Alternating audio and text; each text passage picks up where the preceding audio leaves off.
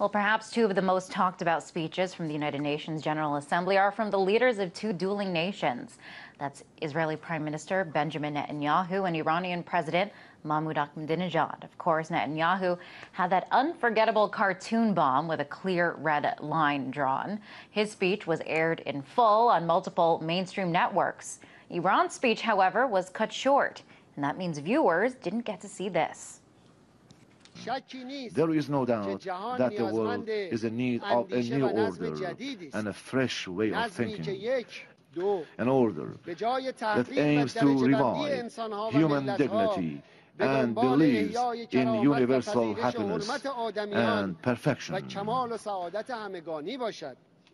An order which is after peace, lasting security and welfare for all walks of life around the globe. An order that is founded upon trust and kindness and brings thoughts, hearts and hands closer to each other.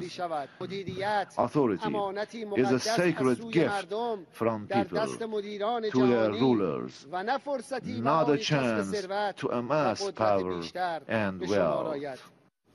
Now, omissions like that make all the difference in how the Iranian leader is portrayed. It means the difference between a warmonger and someone opposed to war. So what else isn't being reported, and what are the ramifications of this kind of selective reporting? To discuss this, I was joined by Lyon, three-time Emmy Award-winning journalist, photographer, and filmmaker.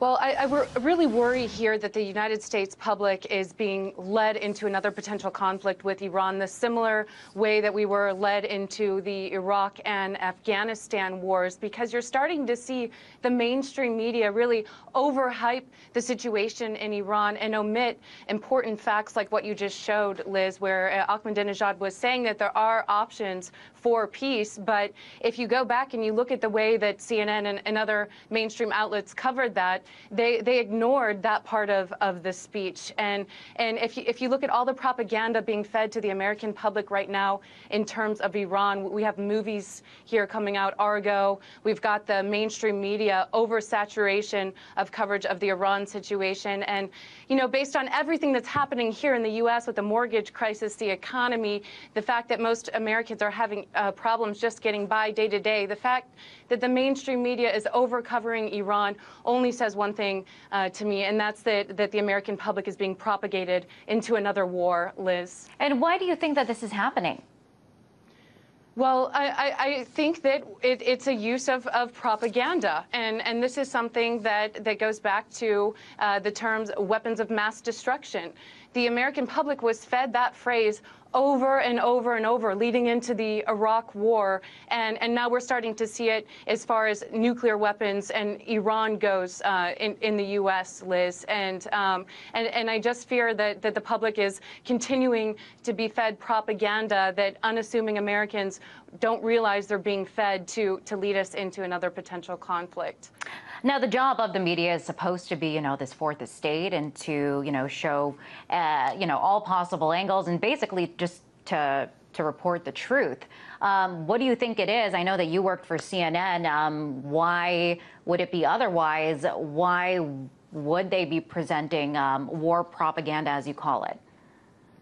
Well, I really can't speculate as to exactly why this is going on, but I can tell you that when I was working for CNN, we did have a documentary that we aired on the Bahrain situation, and that's where we have our naval base, which is right across from Iran, so we strategically want to keep that naval base, and it was very difficult to get stories on about Bahrain. I even came out a couple weeks ago talking about the censorship of that documentary on CNN International. And above all, Liz, I feel that the American public is not being fed the true story about what's going on in this region, and it's very dangerous, because when the public is constantly fed messages that are potentially leading us into a war that may not be necessary, it's not fair to the American people, and it's not fair to journalism, because the truth isn't being told here. What's being told here is the way that these networks networks want to spin the truth, and that's leading us into another potential conflict with Iran. And I've been trying to tell my followers on my Facebook page and on Twitter to really open your eyes, because once you notice and start to, you take the blindfold off, you start to see all of this anti-Iran propaganda floating through the American mainstream media, and it's symbolic of exactly what was going on before the wars in Iraq and Afghanistan, Liz. Now, we do have a clip of this documentary that you filmed. I want to take a look at it, and then we'll talk more about the documentary and the way CNN reacted to it. The protesters seem to have disappeared from Bahrain's capital, thanks to the intense military crackdown. We ventured into another side of Bahrain, a side the government didn't want the world to see, to find out where they've gone. We drove to the Shia villages, passing military checkpoints as we left the capital. So we're gonna hang out with these protesters for a little bit.